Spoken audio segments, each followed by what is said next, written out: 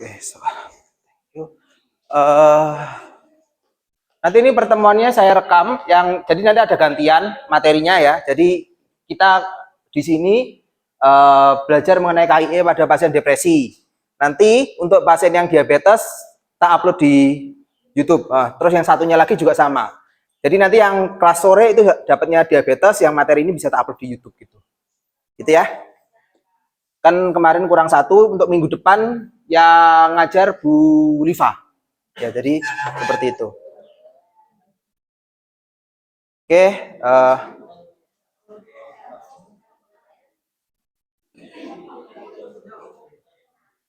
Oke, selamat siang semuanya. Baiklah, sebelum kita mulai kuliah kita pada siang hari ini, mari kita berdoa dulu, kita kamar dan kepercayaan kita masing-masing, supaya apa yang kita pelajari ada manfaatnya ya. Amin. Berdoa, dipersilahkan. Berdoa selesai. Hari ini kita diskusinya bicara mengenai KIE, komunikasi informasi dan edukasi pada pasien depresi. Kemarin udah belajar kan? KIE, depresi? Sudah semua kan ya? Oke, pertama kita harus tahu dalam KIE kita perlu mendapatkan namanya database pasien ya. Informasi dari pasien, apa aja yang dibutuhkan, nama, usia, jenis kelamin, ya kan, alamat rumah dan lain sebagainya. Kemudian pola tidur, pola makan, itu ada manfaatnya nggak sih atau cuma basa-basi busuk aja? Ada ya, berarti nanti bisa dikaitkan dengan terapi, pengobatan, atau berkaitan dengan efek samping yang mungkin terjadi dari pasien. Misalkan pada pasien depresi menjadi nggak suka makan kan biasanya, atau malah kebalikannya, makan terus, ya kan, ada ya, both side lah, dua sisi seperti itu. Nah, kita bisa nanya seperti ini, buat apa? Buat melihat efektivitas dari terapi, bisa nggak? Bisa. Misalkan orang yang depresi nggak mau makan, setelah dilakukan terapi, moodnya menjadi lebih baik, ya kan? Sehingga ditanya pola makannya bagaimana. Kalau sudah kembali seperti semula, sebelum dia masuk ke dalam depresi, berarti itu sudah cukup baik terapinya seperti itu. Sehingga tinggal dilanjutkan aja, seperti itu. Dan kemarin saya baru lihat yang namanya depresi sama anxiety itu kadang beda-beda tipis dan mirip kayak saudara kembar, seperti itu. Jadi biasanya orang yang anxiety, terapi pengobatannya pasien yang mengalami depresi, pengobatannya kadang nggak cukup selama 6 bulan aja, kadang bisa lebih panjang, even sampai dengan 2 tahun mungkin. Tetapi kalau 6 bulan kita lihat kondisinya sudah cukup oke, bisa di stop terapinya. Tetapi kalau enggak, dilanjutkan. Karena apa? Takutnya kalau pasien depresi kadang biasanya mengalami relapse. Apa itu relapse? Kekambuhan, seperti itu. Kemudian ada simptomnya pasien itu apa sih yang dialami sama pasien? Moodnya berantakan, ya kan? Dan lain sebagainya. Kemudian three prime question. Three prime question itu tujuannya buat apa sih? Three prime question salah satu tujuannya adalah menyamakan persepsi antara siapa? Pasien dengan dokter dan apoteker. Contoh, misalkan ada pasien ibu-ibu hamil dapat obat antiemetik, anti muntah, iya kan? Nah, berarti kita bisa kalau kita tahu pasiennya dan dokternya itu memberitahu bahwa ini untuk obat muntah, kan tidak masalah kan? Tetapi kadang ada antiemetik yang digunakan bukan untuk antiemetik, kan seperti itu. Antiemetik seperti domperidon sama metoclopramid itu bisa digunakan off-labelnya untuk meningkatkan produksi ASI, kan seperti itu. Sama seperti yang kemarin dapat kasus diabetes siapa? Diabetes sudah belum? Oh iya belum ya. Kasus diabetes, misalkan pasien menggunakan gabapentin. Dalam hal ini gabapentin bukan ditujukan untuk epilepsi, ya kan? Memang indikasinya untuk epilepsi, tetapi kalau pada pasien diabetes yang mendapatkan gabapentin, kan harus tahu dulu ini kenapa nih pasiennya, apakah dia mengalami epilepsi atau enggak. Makanya kita harus menanyakan. Nah ternyata kalau dia mengalami tidak mengalami epilepsi, berarti tujuannya adalah untuk apa kira-kira gabapentin? Pernah dengar neuropati? Itu tujuannya. Jadi kalau misalkan ada orang atau orang tua kalian atau tetangga yang kalian tahu dia orang yang sudah mengalami diabetes lama dan kemudian sering ngerasa gringgingan ya, tahu kan gringgingan, kesemutan, terus rasanya kayak ditusuk-tusuk gitu. Nah, itulah yang namanya neuropati. Seperti itu. Jadi digunakan untuk neuropati tersebut. Kemudian kita perlu mendapatkan plan dan education. Kita perlu membuat plan. Plan itu apa sih? Kalau di sini kalau bukan swab ya, kalau KIE plannya itu adalah apa saja sih yang mau kita sampaikan kepada pasien. Kan ada kan yang di form itu kan ya, ada di form rencana apa yang mau kalian sampaikan kepada pasien. Kemudian edukasi apa yang perlu kalian sampaikan kepada keluarga pasien atau keluarganya. Oke, next. Nah, pasien database, pasien simptom itu tujuannya apa sih? Untuk mengkonfirmasi. Mengkonfirmasi apa? Bener nggak sih pasiennya ini adalah si A? Jangan-jangan yang pasiennya datang itu ternyata anaknya atau istrinya atau siapanya. Ternyata kamu jelasin akhirnya nggak nyambung kan kalau nggak dikonfirmasi seperti itu. Kemudian juga memastikan apakah memang benar-benar dia itu adalah si pasien ini. Ya, misalkan sama-sama namanya Tono, satu Sutono, satu Suhartono, iya kan? Nah, penyakitnya beda. Pak Tono atas nama Pak Tono, ya semuanya datang. Karena memang panggilannya sama-sama Tono. Iya kan? Yang satu pasiennya diabetes, yang satu pasiennya hipertensi. Kan seperti itu. Kan kalau sampai salah, kan bahaya juga kan? Aku ingat dulu pernah ada temanku membuat suatu kesalahan, ya, waktu KIE membuat suatu kesalahan dan lolos semua. Di akhirnya dia yang menyerahkan obat dan dia tidak konfirmasi si pasiennya ini. Akhirnya apa? Suruh sama perseptornya, sama pembimbing lapangan, suruh nemuin rumahnya mana. Dari Jogja ke Gunung Kidul. Itu udah beda kabupaten ya. Mungkin kalau di sini dari kabupaten sini ke Malang Selatan sana. Mau nggak mau. Karena sudah melakukan kesalahan, nggak konfirmasi. Obatnya salah. Nah, itu.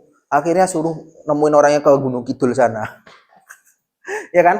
Ya kalau misalkan obatnya cuma obat sakit kepala sih enggak apa-apa lah. Kalau obatnya bersifat fatal, kan bisa bahaya kan? Kemudian, nah ini kan ada 3 prime question ya. 3 prime question.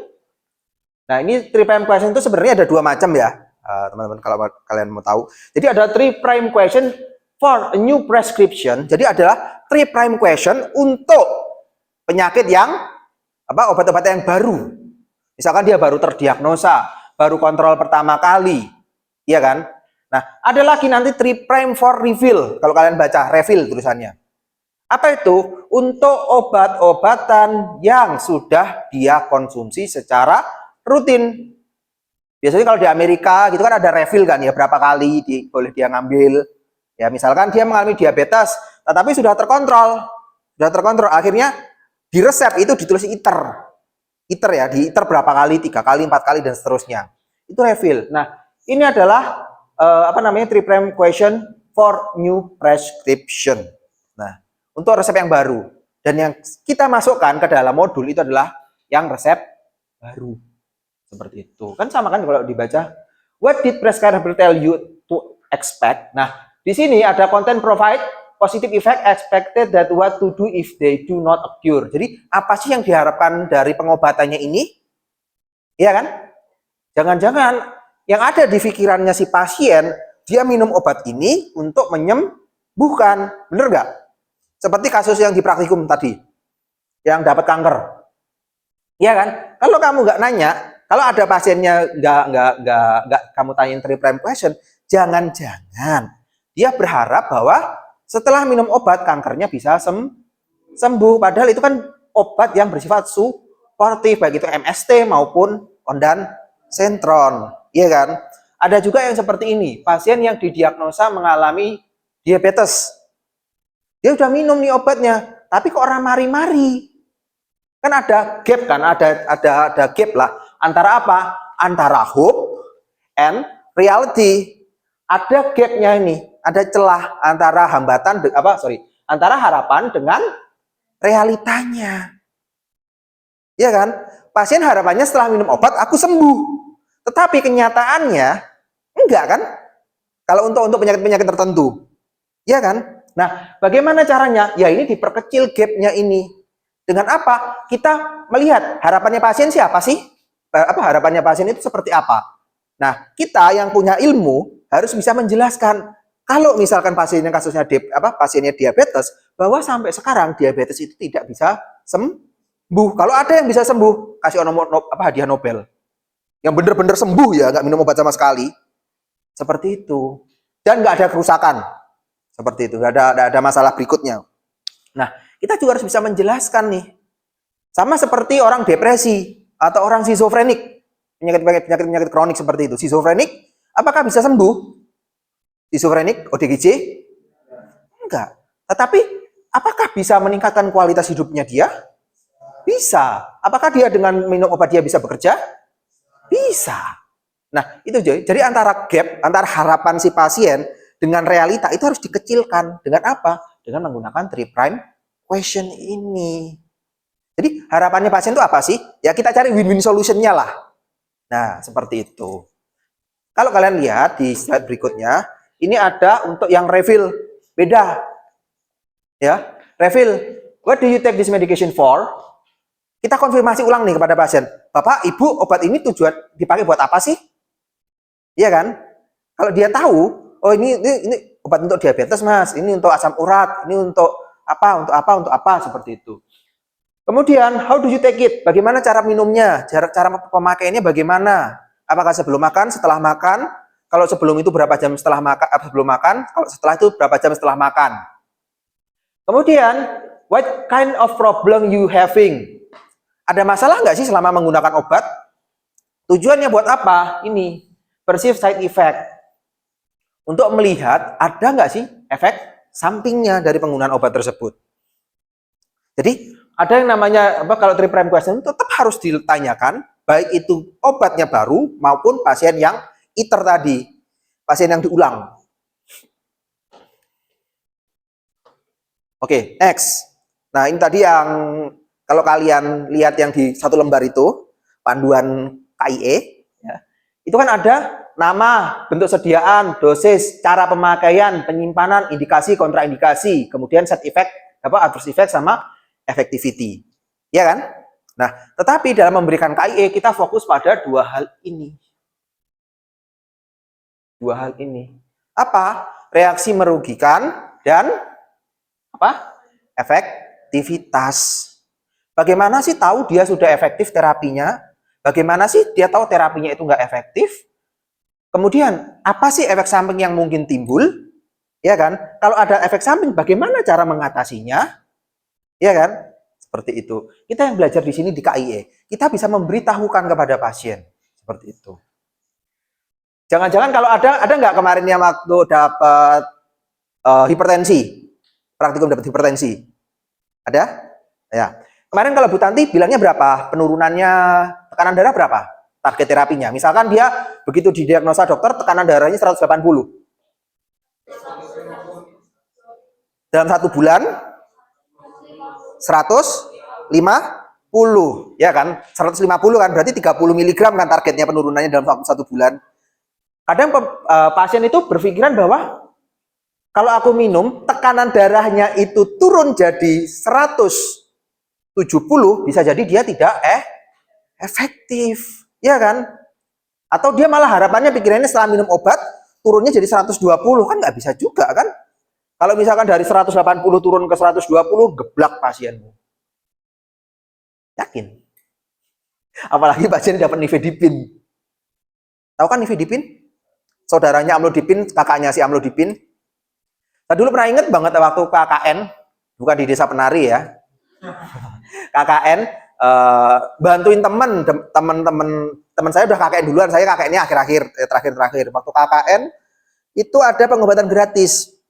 Pasiennya nenek ya, udah sepuh. Ya.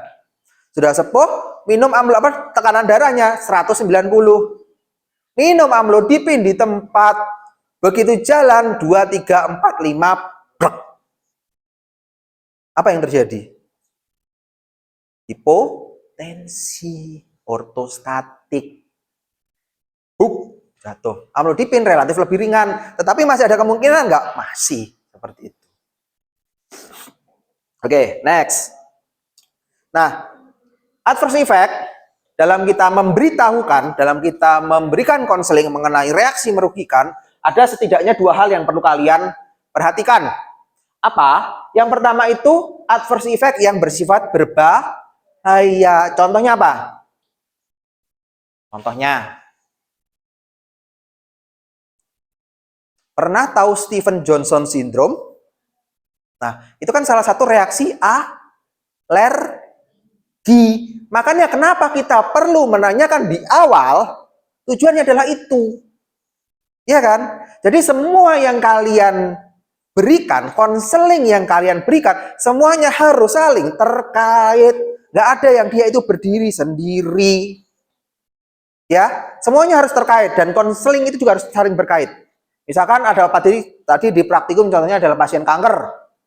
Iya kan? Kalian menyarankan minum banyak makan buah, good. Tetapi ada lagi nggak manfaat dari pasien disarankan banyak makan buah? Tahu nggak?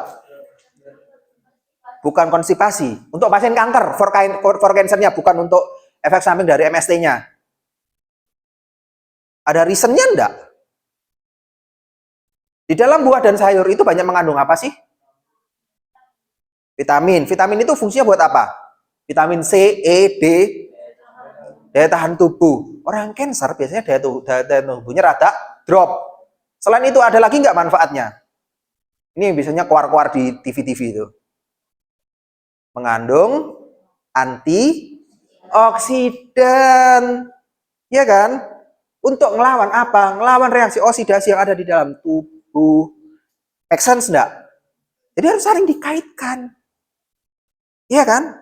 Jadi harus saling berkait, bukan berdiri sendiri misalkan disarankan buat apa, dan itu pun harus ada reasonnya, harus ada alasannya.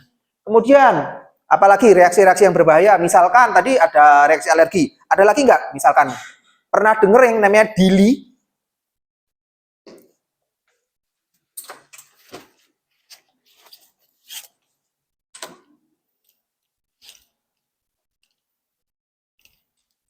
Pernah dengar yang ini namanya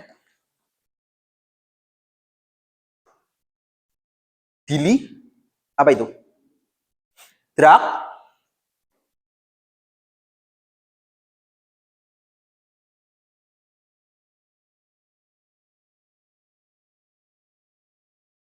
induced liver injury. Kerusakan apa? Ginjal, kerusakan liver akibat obat. Dalam kondisi ekstrim, DILI ini bisa sampai menyebabkan jaundice. Ini. Tahu jaundice? Kuning. Pasiennya menjadi kuning. Nah, kan harus aware kan? Seperti itu. Bisa menyebabkan jaundice. Kalau jaundice berarti livernya sudah bermasalah. Kalau yang seperti ini, misalkan ada efek samping yang merugikan, yang berbahaya seperti ini, yang mengancam nyawa, apa yang harus dilakukan? Bisakah di-manage? Hah? Di-manage? Bisa nggak? Nggak bisa. Solusinya apa? Segera ke dokter, stop obatnya. Dan kalian, farmasi, harus tahu nih, bisa nggak sih kemungkinan dia mengalami liver ini? Makanya kita harus mencari tahu apa pengobatan dia sebelumnya apa. Tujuannya. Bener nggak? Jangan-jangan dia jaundice, ini memang karena apakah memang diduga karena obat? Kita ngomonginnya soal obat deh. Karena itu menjadi fokus kita, menjadi keahlian kita, nggak usah kemana-mana. Ada pasien masuk jaundice, mengalami jaundice, tanya ono. Dulu pernah mengkonsumsi obat apa dalam waktu dekat ini? Dalam 2 minggu ini? Atau obat yang digunakan secara rutin? Tujuannya untuk mencari ini. Adakah kemungkinan dia mengalami masalah ini gara-gara dia masuk rumah sakit gara-gara obat? Iya kan? Kalau memang gara-gara obat, apa yang harus dilakukan? Ya kita konsultasi ke dokter. Dok, ini kemungkinan probability-nya gara-gara obat. Sebaiknya memang di stop ya. Oke, stop aja. Kemudian setelah di stop apa yang dilakukan? Hah? Ya, ini pasiennya udah di rumah sakit, udah di stop. Berikutnya dilakukan adalah terapi suportif untuk kalau menyembuhkan masalah-masalahnya ini. Nah, kemudian kita bisa memberitahu kepada pasien, Bapak, Ibu, lebih baik jangan mengkonsumsi obat ini kalau memang dia mengalami efek samping yang berbahaya, karena bisa jadi ada namanya DILI, diganti obatnya. Oke? Kalau yang berbahaya itu harus diberitahukan. Kenapa? Itu tadi mengancam nyawa. Iya kan? Terus misalkan orangnya gatel-gatel, habis minum obat mau merah semua gatel-gatel. Nah, berarti kan kemungkinan karena alergi kan? Dan harus tahu alerginya apa. Sehingga kita bisa memberitahu kepada pasien untuk menghindari obat yang itu dan keluarga-keluarganya seperti itu. Kemudian yang kedua, ada adverse effect yang bersifat high prevalence yang perlu tahu. Pasien harus tahu efek samping yang prevalensinya itu tinggi. Contoh, CTM, efeknya apa? Ngantuk. Antimo atau Dimen, efek sampingnya apa? Ngantuk. Gliben, efek sampingnya apa? Gliben, hipoglikemi. Golongan sertralin, bikin apa? Efek sampingnya bikin sertralin. Sertralin itu kadang ada yang bisa bikin insomnia. Loh, Pak, taunya dari mana Pak ini Pak kita efek samping yang tinggi itu? Kalau kalian punya duit, beli buku namanya DIH. Ini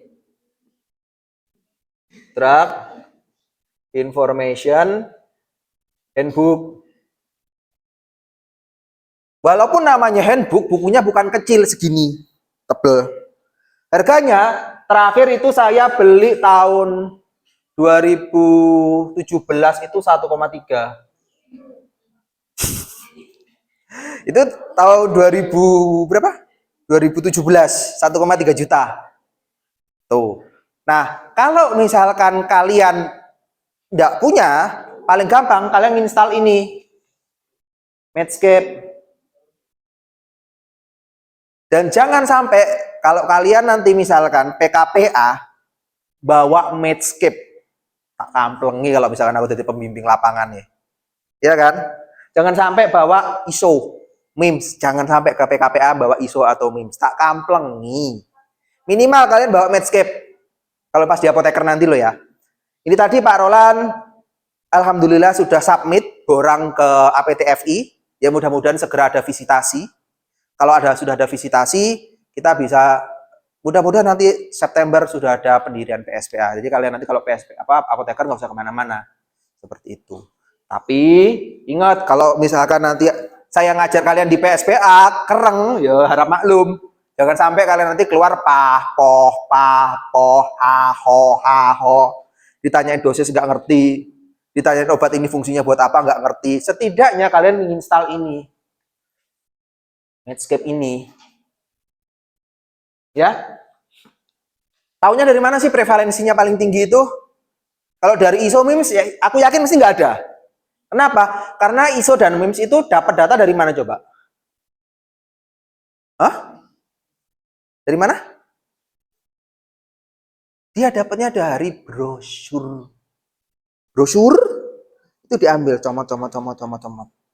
Ya, jangan sampai kalian kalau misalkan masih anak SMK farmasi ngambil dari MIMS dan ISO masih tak maafkan.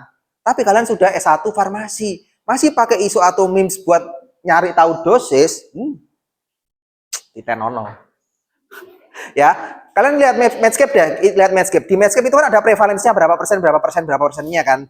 Sama juga di bawah biasanya ada reaksi yang berbahaya. Kalian lihat di situ. Nah, itu yang bisa perlu kalian konsultasikan. Kalian berikan KIE informasinya kepada pasien. Nah, kalau yang ini high prevalence kadang itu bisa di-manage. Bisa di-manage. Contoh, pasien mengkonsumsi glibenclamid, kemudian dia mengalami hipoglikemi. Apa yang harus dilakukan? Hah? Ya, menambah gula. Caranya ya sedia permen atau minum teh hangat. Iya kan? Boleh nggak? Boleh. Malah yang seperti itu harus dilakukan. Ya. Jadi ada yang bersifat bahaya, mengancam nyawa. Kalau udah mengancam nyawa sudah iso diganggu gugat, itu harus segera ke sarana kesehatan, rumah sakit maupun ke klinik seperti itu. Tetapi kalau masih bisa di manage dan prevalensinya lumayan banyak, itu harus bisa di manage seperti itu. Kemudian adverse yang berikutnya, kalau ini untuk penyakit-penyakit yang menaun atau penyakit yang memerlukan lama, yang berpengaruh terhadap kepatuhan. Contoh, obat TB. Kalau kamu nggak menjelaskan, pipisnya Pak, kemudian pasien pipisnya berwarna merah, takut nggak pasien ini minum obat? Takut. Itu akhirnya kalau karena takut, nggak diminum obatnya dan akhirnya akan berpengaruh terhadap kepatuhan. Kemudian ada lagi amlodipin. Amlodipin side effect-nya apa kemarin kalau Bu Tanti bilang? Edema. Kalau mengalami edema, ya kan, itu juga berpengaruh terhadap kepatuhan kan? Bisa jadi karena pasiennya mengalami edema, kemudian dia nggak mau minum obat, kan juga berpengaruh terhadap kepatuhannya. Itu juga perlu dijelaskan. Seperti itu. Ya. Kemudian, adverse effect. Adverse effect muncul macam-macam. Adverse effect yang muncul itu bisa macam-macam. Tetapi, how to manage it? Bagaimana cara memanagenya? Ya tergantung dari reaksi merugikan yang muncul. Tetapi apakah sama orang yang minum obat, misalkan sama-sama minum CTM, tapi apakah manifestasinya bisa muncul efek samping yang sama? Enggak, karena yang namanya adverse effect itu bersifat apa sifatnya? Idiosinkratik, tidak bisa diprediksi. Ya, itu adverse effect. Tahu nggak bedanya antara adverse effect dengan side effect? Kenapa disebut sebagai side effect? Jadi, kalau kalian lihat seperti ini ada adverse effect. Oke? Nah, di dalam adverse effect itu ada yang namanya side effect. Tahu bedanya antara side effect dengan adverse effect? Kayaknya udah pernah tak jelasin deh. Namanya aja samping. Sebelah. Jadi, yang namanya side effect itu masih terkait dengan mekanisme kerja obat atau sifat fisikokimia dari obat tersebut. Sebagai contoh, apa? Misalkan CTM atau demand deh. Kenapa dia bisa bikin ngantuk? Demand deh. Kenapa dia bisa bikin ngantuk? Demand hidrinat. Kenapa cetirizin nggak bisa bikin ngantuk? Apa nih? Ya, jelas beda golongan. Ada lagi? Ada lagi kenapa dia bisa menyebabkan ngantuk generasi pertama? Ayo. Nanti lah misalkan pasien mutakon biye atau keluarga mutakon. Keluargamu nanya. Ya. Kenapa generasi pertama dia bisa menyebabkan kantuk sedangkan generasi kedua tidak menyebabkan kantuk? Jawabannya adalah karena generasi pertama itu bisa naik ke menembus sawar darah otak sehingga menekan sistem saraf pusat. Itu yang bikin ngantuk. Sedangkan generasi kedua nggak bisa dia menembus sawar darah otak. Nah, itu kan masih terkait dengan sifat fisikokimia dan mekanisme kerja obat kan? Sehingga itu disebut sebagai yang namanya side effect. Contoh lagi, gliben klamid. Dia bikin hipoglikemi. Itu adverse effect atau side effect? Apa? Adverse atau side effect? Hah? Side effect, karena masih terkait dengan efeknya. Bener nggak? Orang minum gliben klamid, gula darah drop. Ya kan? Itu disebut sebagai side effect. Contoh satu lagi ya. Orang mengkonsumsi NSAID konstan dalam jangka panjang. Minum konstan dalam jangka panjang. Kemudian ginjalnya bermasalah. Side effect atau adverse effect? Side effect. Dia bukan adverse effect, tapi side effect. Why? Karena yang namanya NSAID dia akan menyempitkan pembuluh darah. Pembuluh darah di mana? Di ginjal. Sehingga lama-lama ginjal menjadi kekurangan aliran darah. Ya kan? Ginjal teriak-teriak otak, "Woi, otak. Tambah apa? Aku kekurangan darah nih, aku kekurangan darah nih." Ya kan? Kemudian apa yang dilakukan? Akhirnya dimunculkan namanya retensi cairan. Retensi cairan penuh, tubuhnya penuh dan terus-terusnya. Lama-lama ginjal juga akan menjadi rusak. Kalau yang idiosinkrasi apa yang namanya adverse effect, ya yang namanya adverse effect ini dia tidak terkait dengan mekanisme kerja. Contoh, ada yang pernah dengar tadi Stephen Johnson syndrome ya? Itu termasuk yang mana? Adverse effect atau side effect? Adverse effect. Kenapa? Karena dia tidak berhubungan dengan mekanisme kerjanya. Benar? Dili. Adverse effect atau side effect? Adverse effect. Karena dia nggak ada tiba-tiba aja meningkatkan AST. Ya kan? Nggak jelas mekanismenya. Karena tidak terkait dengan mekanisme. Nah, ini disebut sebagai adverse effect. Seperti itu loh. Nah, selama adverse effect itu bisa di-manage, ya itu harus di-manage. Kalau nggak bisa, ya udah. Kita mungkin terapinya adalah menggunakan obat lain atau seperti apa. Seperti itu. Oke, next. Berikutnya kita akan membicarakan mengenai target terapi. Target terapi itu ada dua macam. Oke, target terapi itu ada dua macam. Yang pertama bersifat subjektif. Yang namanya subjektif itu apa? Subjektif? Subjektif tidak bisa dikonfirmasi. Aku minum obat, aku ngeluh pusing, aku minum obat. Bisakah kamu mengkonfirmasi pusing hilang? Itu adalah tanda-tanda subjektif seperti itu. Kemudian ada lagi namanya objektif. Kalau objektif itu bisa dikonfirmasi. Contoh, oh tekanan darahnya sudah turun. Caranya ya di tensi. Berapa tensinya? Ya enggak? Nah ini, untuk melihat efektivitas itu bisa seperti ini. Kalian sudah swab atau ya? Sudah belajar swab? Sudah ya. Yang seperti ini juga harus masuk efektivitasnya.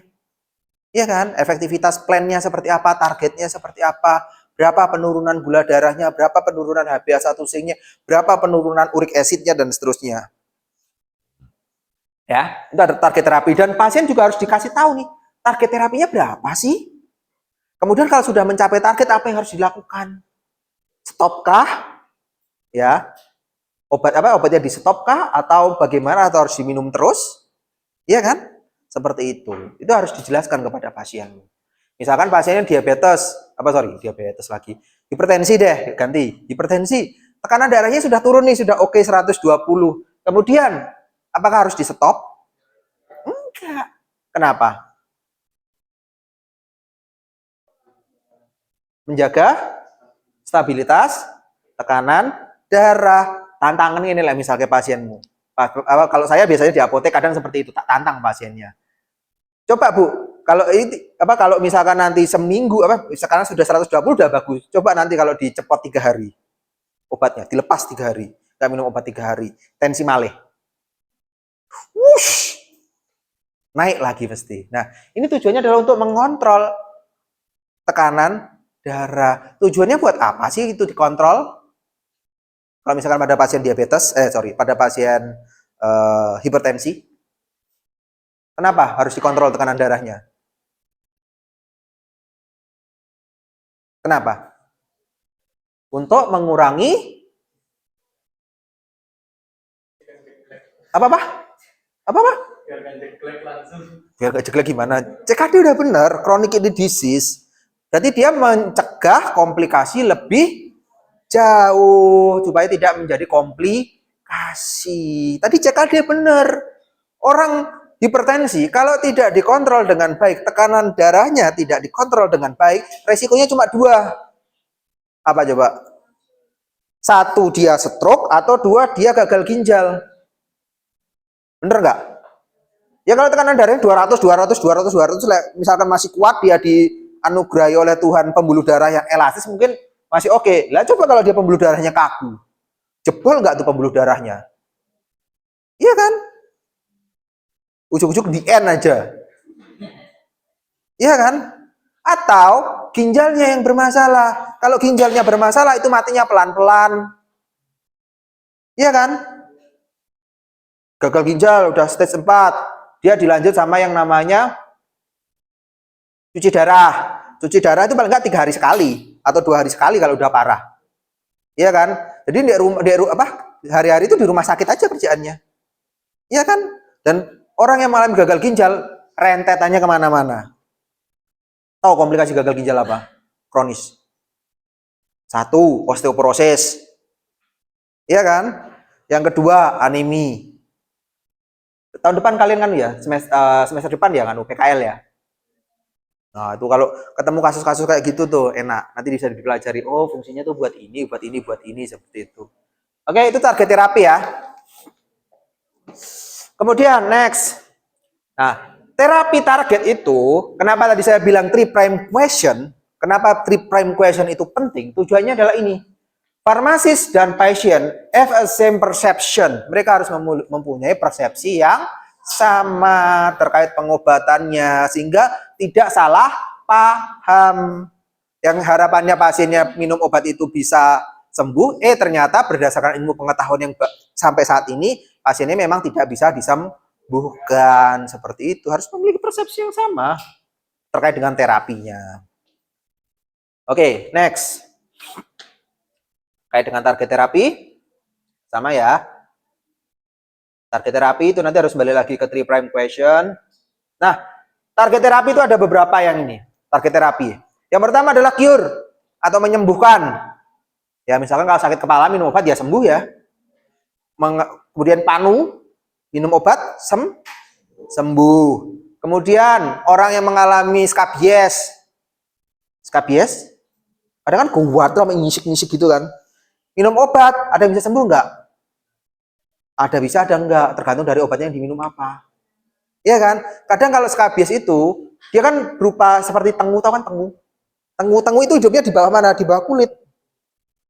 Akhirnya dia ngebor kulitnya lama-lama sehingga bulat, lebar seperti itu. Sehingga dia harus, kalau misalkan mau disembuhkan, dia pakai yang namanya permetrin. Permetrin itu pakai seluruh tubuh, sak salep, sak muka, sak lipetan itu harus disalepi semua. Iya kan? Tapi bisa sembuh nggak? Bisa. Tapi ada dia minum obat untuk mengurangi sensasi gatalnya itu. Bisa nggak? Bisa. Yang kedua adalah kontrol simptom. Mengontrol gejala. Mengontrol gejala yang kemungkinan timbul. Seperti contohnya orang yang mengalami depresi. Depresi kan gejalanya macam-macam ya. Dia jadi nggak bersemangat, ya kan? Nggak bersemangat, kemudian suka nangis sendiri. Iya kan, sulit berkonsentrasi, suruh ngambil keputusan nggak bisa-bisa. Itu kan simptom kan, itu gejala kan. Ya itu. Kemudian yang berikutnya adalah reduce complication, mengurangi komplikasi. Seperti orang yang gagal ginjal tadi, dia minum obat nggak akan bisa menyembuhkan penyakit ginjalnya, tetapi dia menunda komplikasi. Ya, yang terakhir adalah slow progression, menghambat progresivitas penyakit supaya dia tidak berkembang jauh lebih parah. Seperti itu. Jadi itu adalah beberapa tujuan pengobatan, target terapinya. Dan itu juga harus dijelaskan kepada pasiennya seperti apa. Oh, ini tujuannya adalah untuk menyembuhkan. Oh, ini tujuannya adalah untuk mengontrol gejala. Oh, tujuan ini adalah untuk menurunkan komplikasi dan seterusnya. Oke, next. Nah, education. Oh, education. Nah, education itu berkaitan dengan yang namanya pendidikan. Itu akan berkaitan sama knowledge, attitude, and skill. Nah, ya. Kalian belajar kan akan berpengaruh terhadap ini kan? Bener nggak? Ya, ya silakan. Orang ajak kancane. Ini kalau cewek rombongan. Oke, nah target terapi ini kita memberikan edukasi kepada pasien kan? Oke, kita memberikan edukasi kepada pasien. Nah, edukasi itu berkaitan dengan 3 hal ini teman-teman. Ya, yang pertama adalah knowledge, pengetahuan. Pengetahuan itu berkaitan dengan terapi non farmakologi. Terapi non farmakologinya. Contoh pasien diabetes. Berkaitan dengan pola makan. Yang benar gimana kalau orang diabetes itu makannya? Mengurangi gula? Mengurangi karbohidrat. Tidak lemes pasien mengopi obat. Tetap sama seperti biasa, cuma mungkin porsinya sedikit dikurangi. Ya kan? Kemudian ada snack. Ya kan? Kalau kalian mau diet, ini untuk cewek-cewek ya, yang biasanya tak kasih tips. Kalau kalian benar-benar mau diet, ada tipsnya. Makan sedikit-sedikit tapi sering daripada nggak makan sama sekali, tapi sekali makan Gunung Arjuna pindah ke piring. Iya kan? Seperti itu. Makan sedikit-sedikit tapi sering. Seperti itu. Ya. Kalau cowok misalkan mau bulking, menggedein massa otot, yang dibanyakin makan protein. Ya kan? Protein dari mana? Hewani bisa, nabati bisa. Kemudian juga tambah sama lemaknya dikurangi, gula karbonnya bisa ditambah dikit. Kenapa? Otot yang gede itu sebenarnya terdiri dari apa sih? Otot kan dari protein juga kan? Sebenarnya di dalam protein, di dalam otot itu ada apa sih? Ada karbohidrat, simpanan cadangan makanan. Kalau kalian baca di biokimia baca glukosa yang kalian makan itu larinya kemana sih? Larinya ke tempat penyimpanan. Misalkan kalian makan glukosa sebanyak 1000. Iya kan? Tubuh butuhnya cuma 700. Yang 300 lari kemana? Simpan. Simpannya di mana?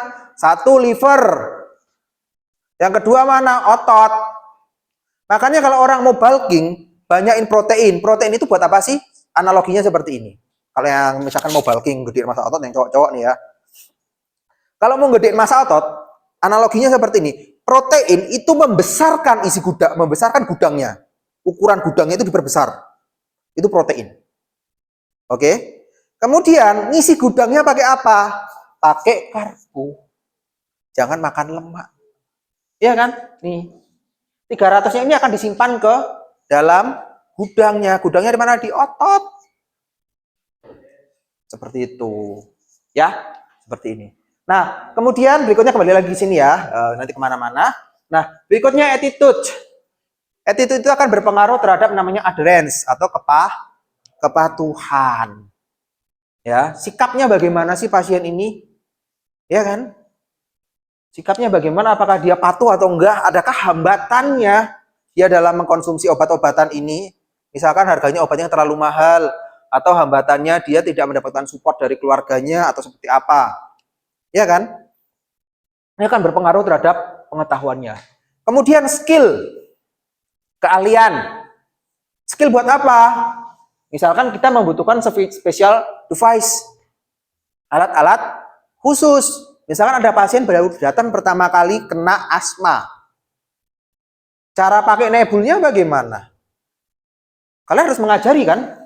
Nah, itu namanya juga bagian dari edukasi. Sama seperti kalian ini kuliah mahasiswa. Kan education kan? Kalian yang pertamanya itu nggak bisa mengoperasikan buret untuk titrasi, dengan namanya edukasi, akhirnya bisa menggunakan, punya skill untuk mengoperasikan buret. Bener nggak? Kemudian attitude akan berpengaruh terhadap sikap kalian. Bagaimana sikap kalian? Seperti itu. Ini tujuannya seperti ini. Ya kan, pengetahuan ya tahulah, misalkan jadi, oh obat ini fungsinya buat ini, obat ini efek sampingnya seperti ini. Tahu. Ya kan? Seperti itu. Oke, next. Kita akan membicarakan mengenai depresi. Depresi ya, tadi ada introduction dulu. Nah, simptom adalah mood swing, sleepless, suicide, exhausted. Itu biasanya berupa gejalanya. Nah, yang namanya depresi, sekarang lagi marak ya, depresi. Apalagi kalau mahasiswa semester akhir. Tapi sekarang ada counternya. Mancing mania mantap.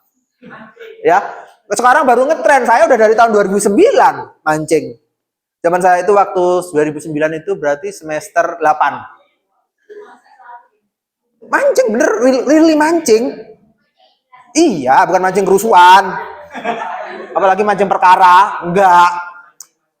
Ya jadi sekarang kan baru ngetren kan. Saya udah ngelakuin itu dari zaman saya kuliah. Ya. Nah, gini. Mood swing bahaya nggak kira-kira? Bahaya. Bahayanya gimana? Kemudian sleepless, nggak iso turu. Bahaya juga? Bahaya. Tetapi yang paling bahaya adalah ini. Suicide nih. Tadi saya baca ada satu mahasiswa semester 13 di Kupang.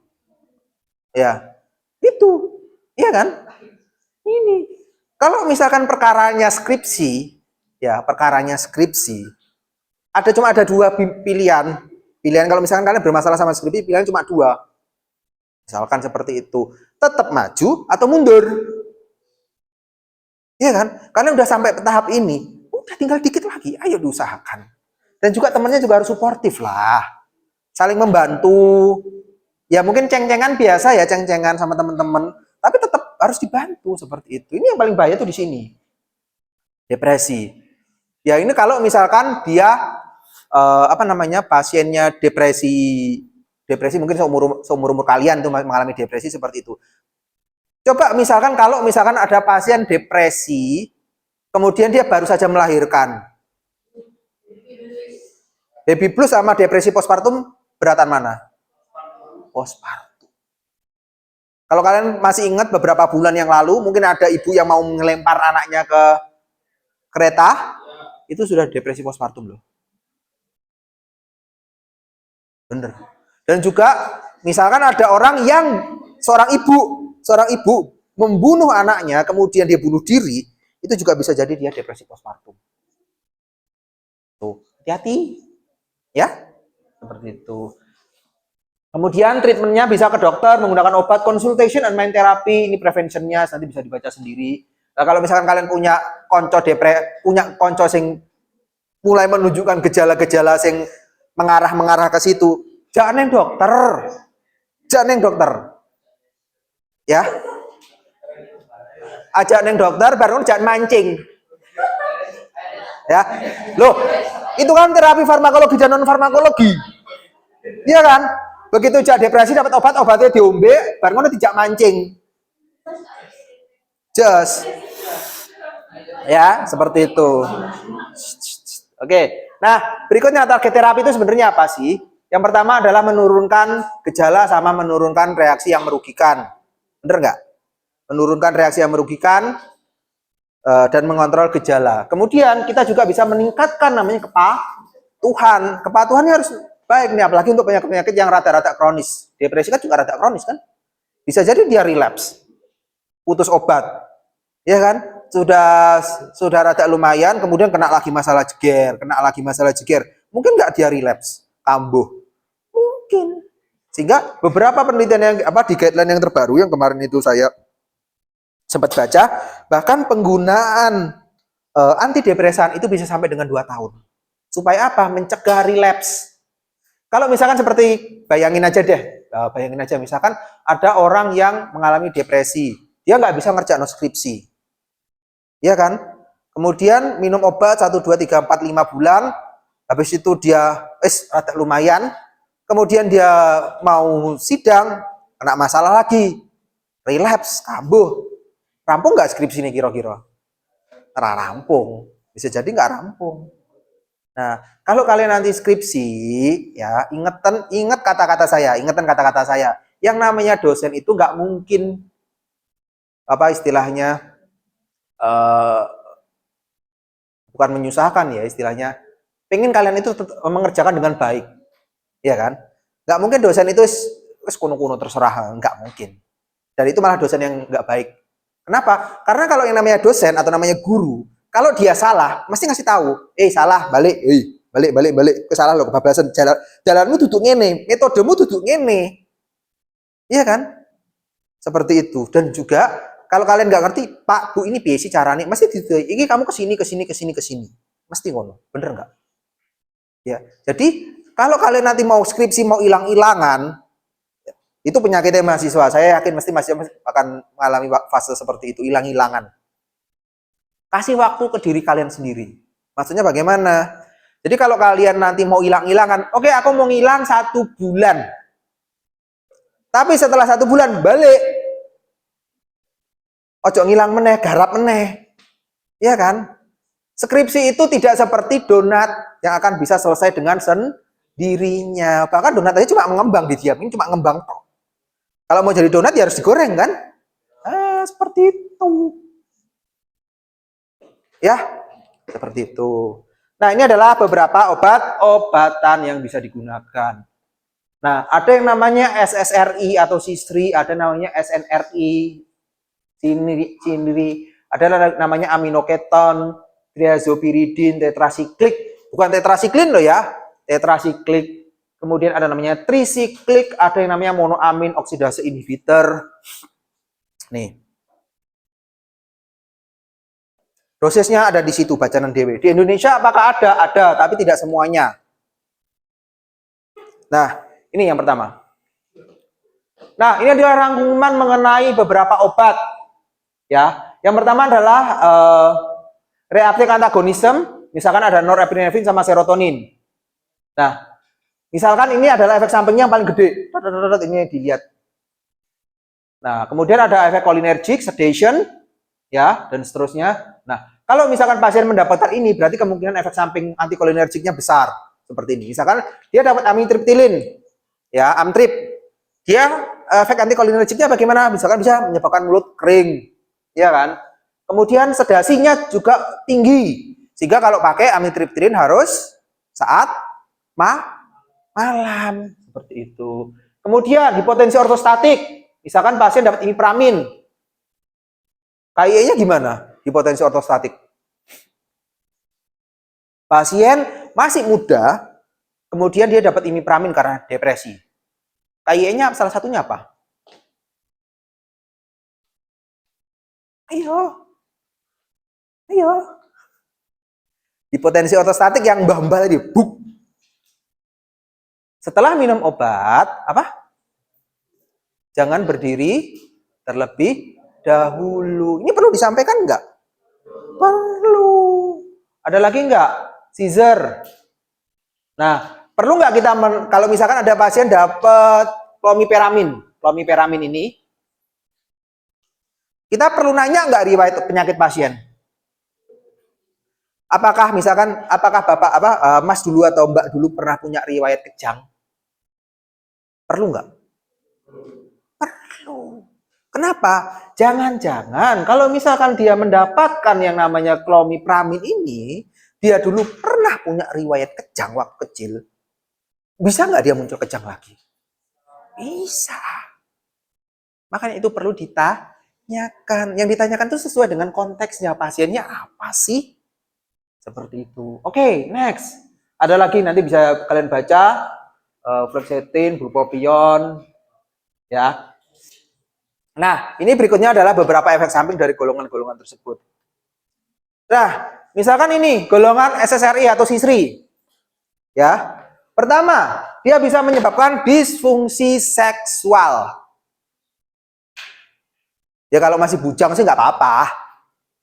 Di sini bukan arti kata disfungsi seksual itu dalam arti kata dia tidak bisa muncul gairah. Oke? Dia tidak bisa muncul gairah seksual. Tetapi kalau misalkan masih jomblo ya apa-apa, ora masalah, nggak begitu masalah. Tapi kalau misalkan dia sudah punya pasangan, sudah punya suami atau istri, bisa jadi trouble, bisa jadi masalah. Bener nggak? Iya, bisa jadi masalah itu. Ya, kemudian ini bisa ditangani nggak sih? Bisa di-manage nggak? Bisa. Dengan cara apa? Ayo, coba kalian berpikir deh, berpikir. Pakai apa? Bisa pakai obat perangsang, pakai pil biru. Hal itu bisa. Iya kan? Bisa di-manage hal itu. Ya, kemudian gastrointestinal problem, gue sapal lah. Harus digunakan sebelum atau sudah makan? Sebelum makan, segera setelah makan atau bersama dengan makan. Kemudian ada lagi sakit kepala. Edit, kalau sakit kepala gimana? Ya minum obat atau istirahat. Ada lagi misalkan withdrawal syndrome, gejala putus obat. Iya kan? Dan ini nggak boleh diputus obat secara tiba-tiba. SSRI ini, golongan venlafaxine dan kawan-kawan, itu nggak boleh diputus secara tiba-tiba. Oke, next. Saudaranya si SNRI. Sama. Tapi yang menarik adalah ini. Dia bisa meningkatkan tekanan darah diastolik. Diastoliknya tok yang naik, sistoliknya tetap. Tekanan darah sistolik itu yang mana? Atas atau yang bawah? Yang bawah diastolik ya. Diastolik itu yang bawah. Misalkan 120/80. Diastoliknya ini yang bisa jadi naik. Ya. Nah, ini juga bisa menjadi masalah nih kemudian hari. Kemudian nah, ini adalah yang golongan MAOI. Monoamin oksidase inhibitor. MAOI itu adalah suatu obat yang akan mengoksidase suatu senyawa yang namanya tiramin. Nah, tiramin itu ada di mana? Ini. Jadi MAO, monoamin oksidase, ya MAO, monoamin oksidase, itu dia akan menghambat yang namanya tiramin, merubah namanya tiramin. Oke? Sampai sini paham? Nah, inhibitor itu berarti dia dihambat kerjanya. Sehingga tiramin bebas menjadi meningkat. Seperti ini deh contohnya. Ini MAOA, tiraminnya deh. Tiramin di sini si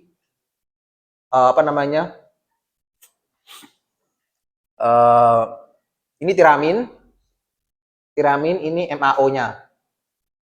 Oke? Berarti kalau dia ketemu sama reseptornya, ya, oke, berarti dia kan akan dirubah menjadi senyawa yang lain kan? Di metabolisme menjadi senyawa yang lain. Nah, kalau ketemu MAOI, ya MAOI, tiramin ini MAO, oke. Nah, itu dia ketemu sama namanya tiramin.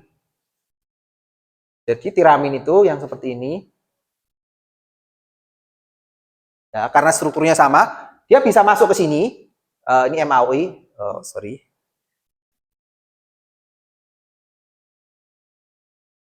MAOI, ini yang MAOI.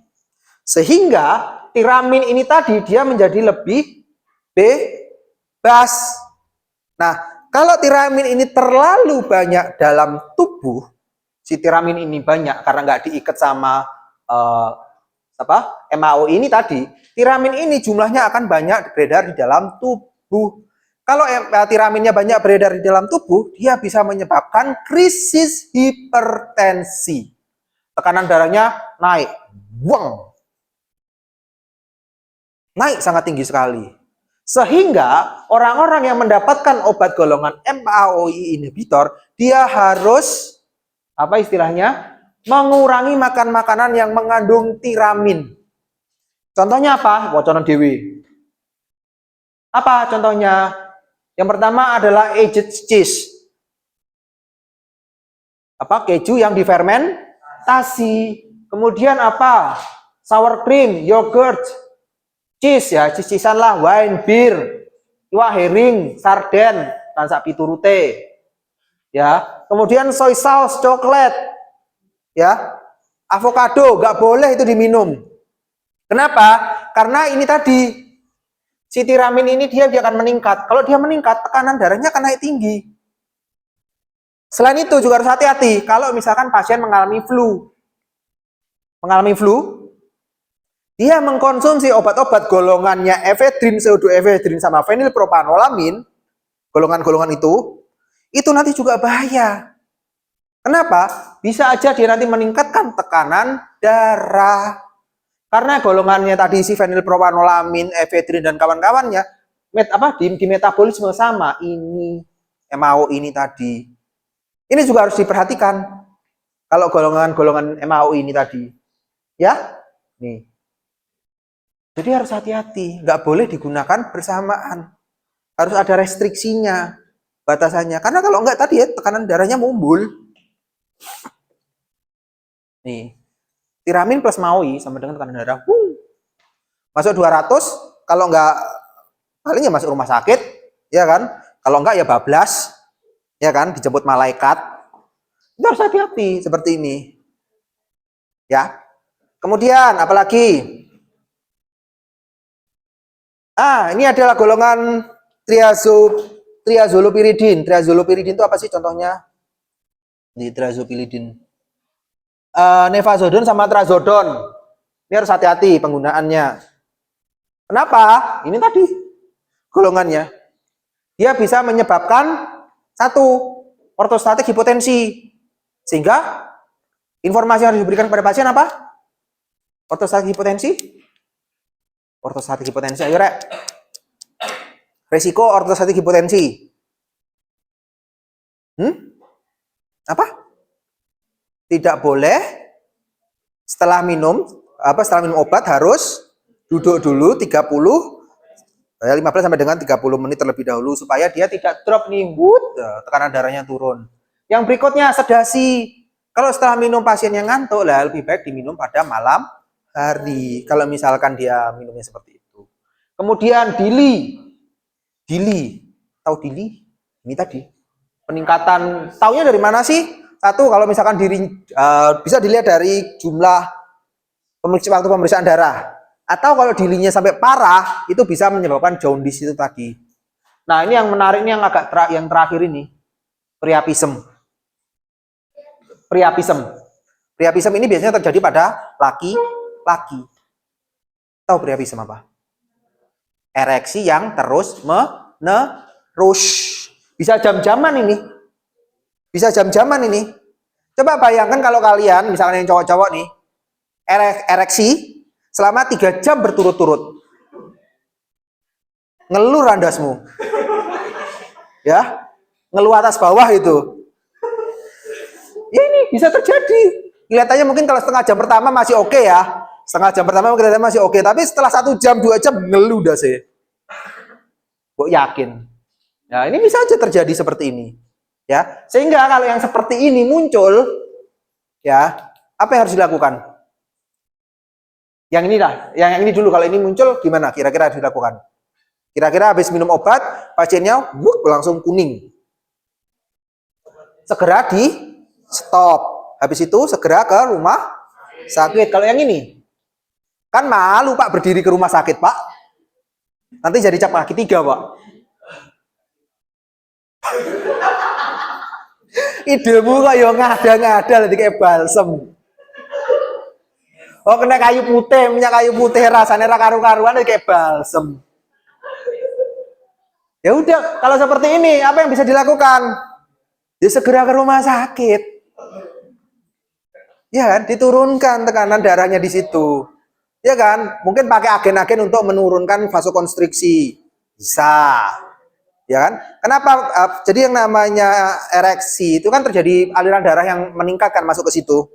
Masuk ke dalam penis tersebut. Sehingga dikecilkan pembuluh darahnya. Seperti itu. Kalau terjadi priapism ini. Tapi nanti sambil konseling misalnya pasienmu lanang aja karo guyu kowe. Ya. Nah, berikutnya aminoketon. Aminoketon, bagaimana cara menggunakannya? Dia bisa menyebabkan vomiting, mual. Ya kan? Menyebabkan mual sehingga bisa digunakan setelah makan. Atau kalau beberapa literatur aminoketon itu dia bisa tapering. Tapering maksudnya gimana? Dia bisa tapering up. Jadi dia digunakan dari dosis terendah dulu, baru naik.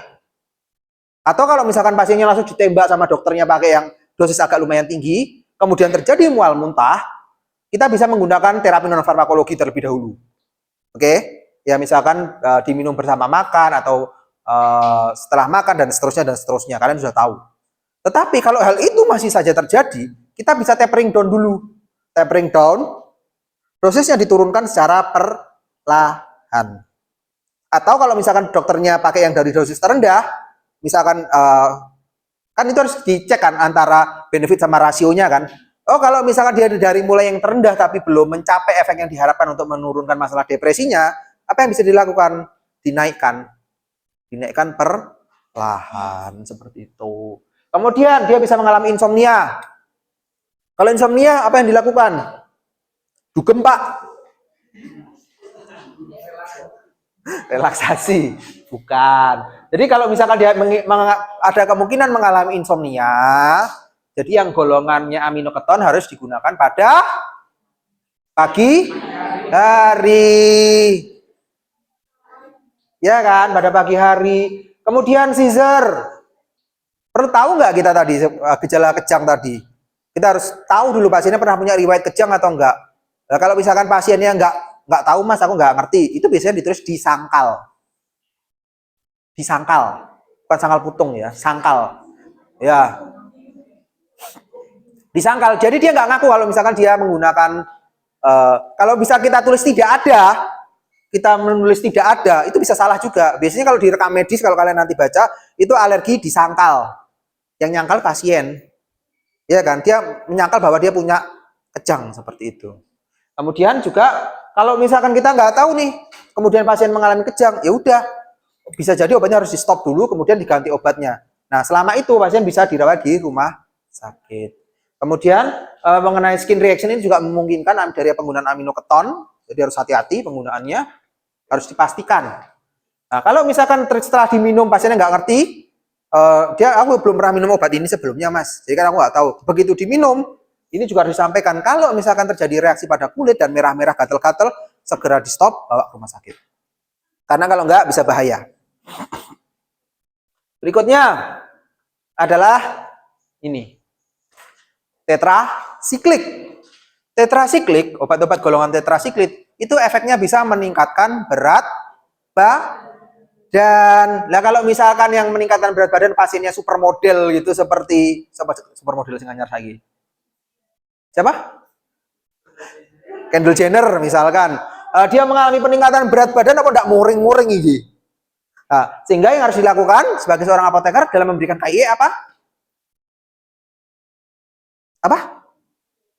Menjaga pola makan. Habis itu olahraga seperti itu. Itu yang bisa kita sampaikan, peningkatan berat badan itu.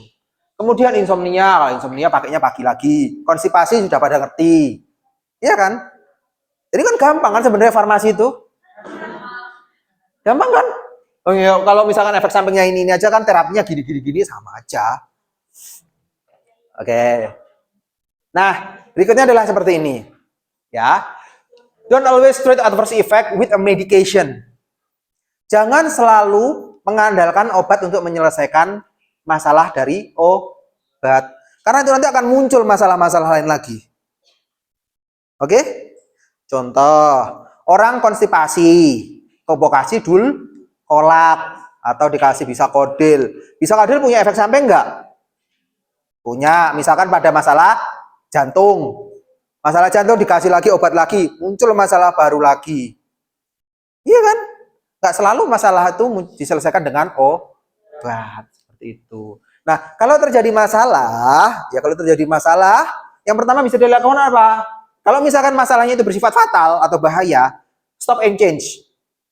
Stop obatnya, konsultasi ke dokter untuk minta diganti. Misalkan pasiennya mengalami SJS, masa harus paksa menggunakan obat terus sih? Iya enggak? Ya udah minta ganti. Itu hak kalian sebagai pasien. Kemudian kalau misalkan ada efek samping yang tidak bisa bisa digunakan obat, ya pakai obat. Tetapi kalau enggak, ya kita bisa melakukan yang namanya manajemen adverse effect, manajemen dari reaksi merugikan tersebut. Nah, berikutnya efektivitasnya. Nah, efektivitas yang bisa digunakan apa? Yang pertama bersifat subjektif dan objektif tadi ya. Kalau subjektifnya bagaimana? Kita ngelihat moodnya. Apakah moodnya sudah mulai membaik? Bagaimana aktivitasnya? Iya kan? Yang kedua, ada nggak sih muncul ide-ide dia untuk melakukan bunuh diri? Karena ini kan yang paling bahaya kan? Dari depresi tadi. Ada nggak sih masih muncul? Itu yang bersifat subjektif. objektif. Nah, kalau objektifnya bagaimana? Kita bisa menggunakan psychometric scale Bayman. Seperti itu. Apakah psychometric scale-nya sudah turun 25%, turun 26 atau sampai dengan 49%, atau lebih dari 50%? Atau bahkan lebih, sudah lebih dari turun 100%. Kalau turun 100% berarti dia disebut remisi. Dia benar-benar dalam tanda kutip, remisi itu arti kata sembuh. Seperti itu. Ini bisa juga kita lihat. Aku kemarin juga bisa kok ngelihat kalian semester lalu sih. Aku bisa ngelihat kalian sekarang masih dalam statusnya depresi atau enggak, bisa. Dari mana? Ada kuesioner yang bisa digunakan. Ya, kuesioner itu yang bisa digunakan untuk melihat ini. Itu adalah untuk menilai efektivitasnya. Bener kan? Oke, next. Nah, ini untuk pasien tadi sudah ada.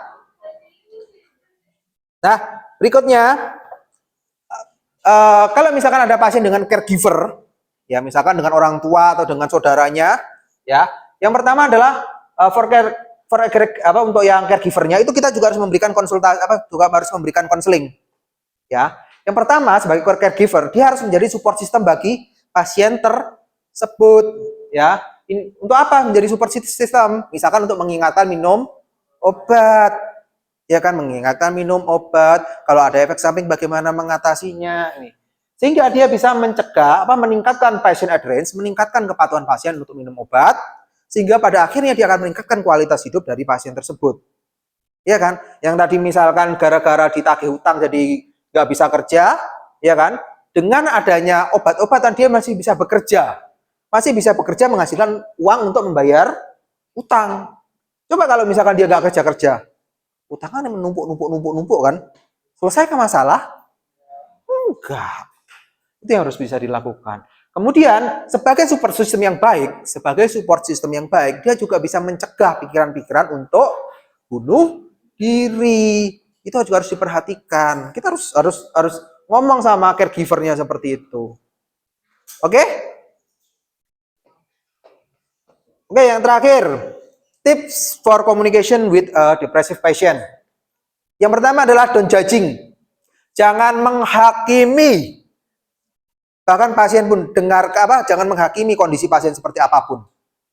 Ya, dengarkan. Ya, kalau mau ngomong masalah filsafat seperti ini, kenapa Tuhan menciptakan manusia dengan 2 kuping dengan 1 mulut? Supaya lebih banyak mendengar daripada banyak ngomong. Ya kan? Kan seperti itu. Jadi kita harus bisa mendengarkan. Mendengarkan pun juga jangan mendengarkan sambil main HP ya. Tetapi kita harus bisa mendengarkan dan menggunakan empati kita sebagai seorang manusia.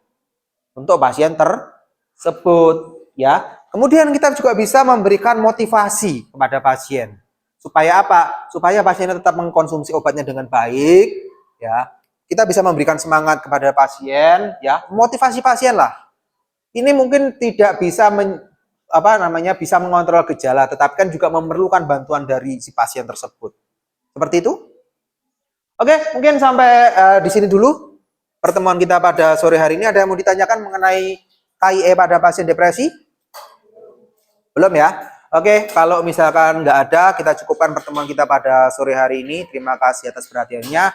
Karena tadi kita memulai dengan doa, maka ada baiknya juga kita mengakhirinya dengan berdoa.